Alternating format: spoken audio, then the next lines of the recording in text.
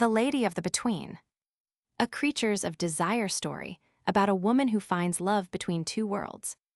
The RMS Céleste left Southampton on a Tuesday in October 1934, under a sky the color of a bruise healing.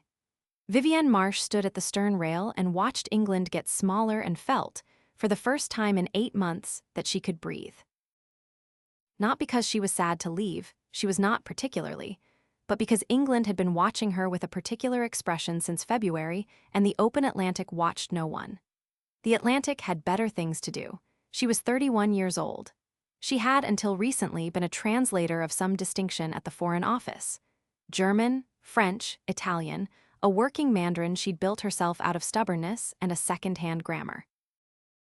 She had been let go. The phrase used was invited to resign, which was Foreign Office for we know what you are and we cannot have it visible, following a small indiscretion that she still, privately, refused to call an indiscretion. It had been the truest thing she'd done in years. The woman involved had gone to Copenhagen. Vivienne was going to New York. She had a contact there. A gallery owner named Harriet who had written her a letter that said, among other things, "This city has been waiting for women like you without knowing it." She had one good dress, navy silk, worn only for occasions that mattered. She had a battered copy of Juna Barnes she kept face down on her nightstand so the steward wouldn't read the spine. 5 days across the Atlantic, then a new life or the attempt at one. She was watching the coast disappear when she first noticed the woman at the prow. She was standing where no one stood in that weather, the open forward deck, the wind coming straight off the water and the October cold making cruelty of it, with her coat open, collar loose, hair entirely untroubled by conditions that were troubling everything else. The flags were straining horizontal. The woman's hair was still. It was this detail, more than anything, that snagged in Vivienne's mind and stayed there. She was tall, dark-haired. Even at this distance, something about the way she occupied space seemed slightly off, not wrong, precisely, but calibrated to a different set of rules than the ones governing everyone else on deck.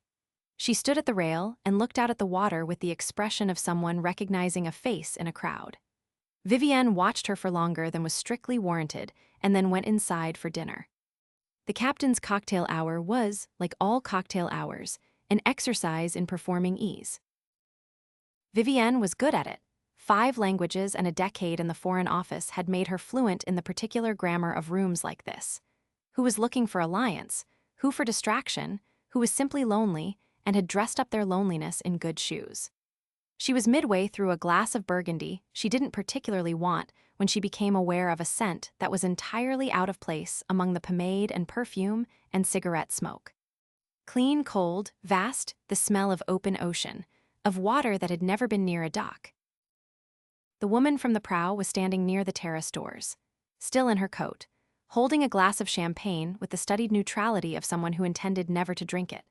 Up close, she was remarkable in a way that Vivienne found difficult to assemble into a list of features.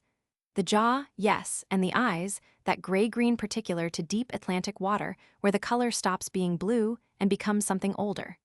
The skin that seemed to hold light slightly differently than skin ought to. But more than any of it, the stillness. She had the quality of deep water, serene, enormous, containing. She turned, caught Vivienne looking, did not perform surprise. "You were watching me earlier," she said. From the stern, not accusatory, simply noting a fact. Vivienne, who had faced far more formidable interrogators, said, "Your hair wasn't moving." The woman glanced down at her own hair as if this were something she occasionally forgot to maintain. "So it wasn't. I'm Vivienne Marsh." "Isolde," she said. No surname offered. They talked until the stewards began stacking chairs. Isolde knew the ocean the way Vivienne knew French, not as a subject but as a asterisk first tongue, the language in which she thought before she reached for anything else. She spoke about the Atlantic in the present tense, intimately, the way people speak about a place they are still, even now, homesick for.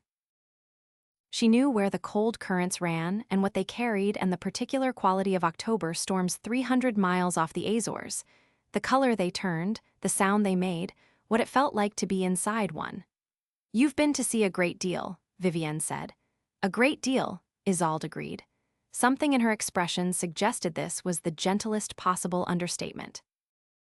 When Vivienne invited her to dinner, she declined with a grace that was slightly too practiced, as if she'd declined many such invitations across many such crossings. "I eat at odd hours," she said. "The dining room and I don't suit." "The dining room is very bright," Vivienne said. She was not sure why she said it, only that it felt true, and that Isolde seemed like someone for whom that might matter. Isolde looked at her steadily. "Yes," she said, "it is." They found their rhythm on the open deck, wrapped in the particular intimacy that the middle of the ocean forces upon the willing. Between continents, between worlds, the ship, a temporary territory belonging to neither shore, Vivienne, found that the usual architecture of self-protection did not quite hold. The ocean made liars of small things. You could not maintain your careful edited version of yourself against 40-foot swells and 800 miles of empty water in every direction. She told Isolde about February. The whole of it, the woman, the office, the letter of resignation she had written in one sitting because there was nothing to negotiate. She told her about the years before that, the long, careful erasure, the life constructed to look like a life while containing, in its hidden rooms, the true one. She told her about the copy of Juna Barnes she kept face down, and why. Isolde listened the way the ocean listens. Entirely, without judgment, without shifting in her seat or glancing away or allowing any of the small expressions that meant "I wish you hadn't told me this." She listened as if Vivienne's story were whether large, natural, requiring no commentary. "You're not surprised," Vivienne said, "by what you are." Isolde seemed to consider this genuinely. "No, I recognized it." "What did you recognize?" "Someone who has been living at a distance from herself." A pause. "The distance has a particular look." "I know it well." Vivienne began to take note of the small impossibilities. Isolde never came to meals, never slept, as far as Vivienne could determine. Her light was always on, and she was always at the porthole when Vivienne passed in the early hours, unable to rest herself. She held glasses without drinking from them. She knew the names of storms that hadn't been named yet and spoke of ships lost in waters no passenger liner crossed, as if she had been there, had watched them go under. She never came fully inside the ship if she could avoid it. The lounges and corridors made her edges blur very slightly. A trick of the light, Vivienne told herself each time, knowing with increasing certainty that it was not a trick of the light. And always the smell, brine and cold fog, clean and enormous, the smell of the sea as the sea smelled in the middle of itself, far from any human shore. On the third night, a storm came up from the south. Vivienne, who had been pretending not to be frightened for 2 hours, gave up pretending and went to find Isolde. She found her on the open deck, which was madness. The rain was horizontal, the ship rolling with a laziness that was terrifying precisely because it suggested the sea could do this forever and barely notice. She found her with her arms slightly raised, coat open, face turned up to the full violence of it. Her expression was not frightened. It was not even calm. It was relieved, the deep, physical relief of a woman hearing music after a silence so long she'd begun to believe she'd imagined it. Vivienne stood in the doorway and understood something she couldn't articulate and did not try to. After a moment, Isolde turned, saw her, came in from the storm and did not explain herself, and Vivienne did not ask. They sat in the corridor near the hull, near enough that the sea was audible through the iron, the huge, patient sound of it. And Vivienne leaned her head against Isolde's shoulder, and Isolde was warm in a way that was surprising, warm like sun-heated stone, and outside the storm did its enormous work, and neither of them spoke. The fourth night was still. The Atlantic in temporary mercy, the stars out, the ship moving through black water that showed them back doubled, sky and sea indistinguishable at the edges. They stood at the rail and Vivienne said, not looking at her, "Will you tell me the true thing?" A long quiet. Water against the hull. "Yes," Isolde said. "I've been waiting for you to be ready to hear it." She told it plainly, without drama, the way you tell something that has simply always been true, what she was made of. The 300 years of watching ships cross her waters before curiosity, before something more specific than curiosity, had pulled her onto this one. The dining room and its chandeliers, the engine smoke and noise, the way enclosed spaces and artificial light made her feel like water in a bottle. The open deck and its weather, the only bearable parts of a world made almost entirely of human things. Vivienne was quiet for a long time when she'd finished. The stars moved incrementally overhead. The water was very dark and very close. "I've spent my whole life," Vivienne said at last, Being told the true thing about myself was impossible. She turned to look at her. I find I have no objection to impossibility. Something shifted in Isolde's expression, something that was not quite surprise, but was the face of someone receiving a thing they had not entirely believed they would be given. She reached out and tucked a strand of wind-loosened hair behind Vivienne's ear. Slowly, with a deliberateness that meant it was not an accident and was not casual. Her hand stayed at Vivienne's jaw for a moment, cool and certain. The sea held its breath. What passed between them on the deck of the Céleste on the fourth night of the crossing belongs to them and to the Atlantic, which witnessed it without comment and will keep it forever in the way that large and ageless things keep small and precious ones, carefully, in the dark, perfectly preserved. The stars continued their slow work overhead. On the morning of the fifth day, the coast was coming. Vivienne could feel it before she could see it, a change in the light, a different quality to the air, the smell of land replacing the clean nothing of open water. The other passengers gathered at the bow with their binoculars and their anticipation. Vivienne found Isolde at the stern, watching the Atlantic recede.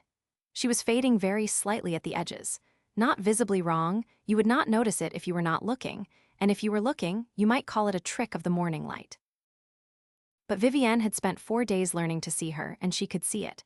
The approaching shallows, the harbor, the bounded, managed water of a port tame, enclosed, tasting of diesel and human intention, the opposite of what Isolde was.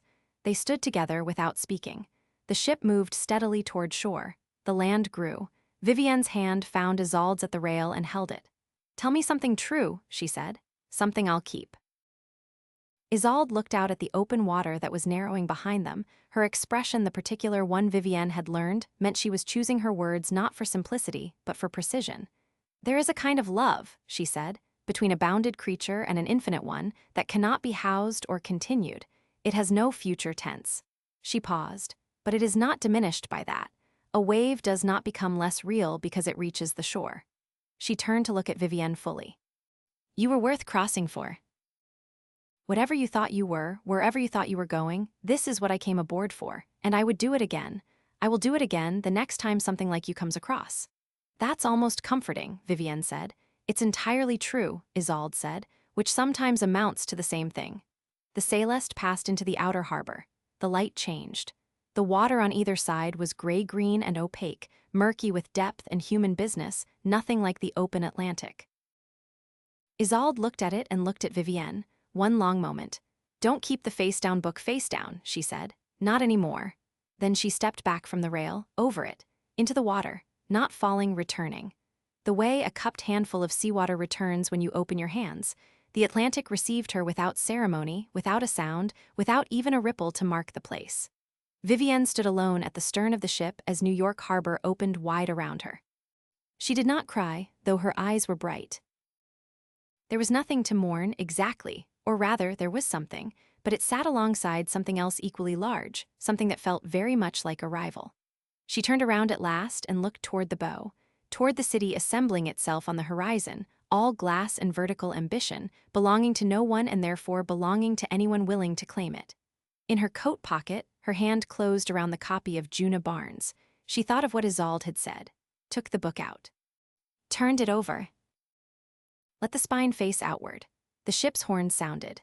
Land. Vivienne Marsh had not gone home, but she had stopped running from the true thing. She would not live more than walking distance from the ocean again. She would not quite be able to explain why. Only that the water felt familiar now, felt like something that knew her and wished her well, and that the smell of brine and cold fog on the lapel of her coat lingered for the rest of that day and faded by evening and was gone. She carried it differently after. The way you carry a language someone taught you from the inside. The way you carry what the sea has held and chosen to return. The end. Thank you for listening to another Creatures of Desire story. If you enjoyed it, please like this video so it finds its way to other listeners, and subscribe to the channel for more Sapphic tales of fantasy and romance.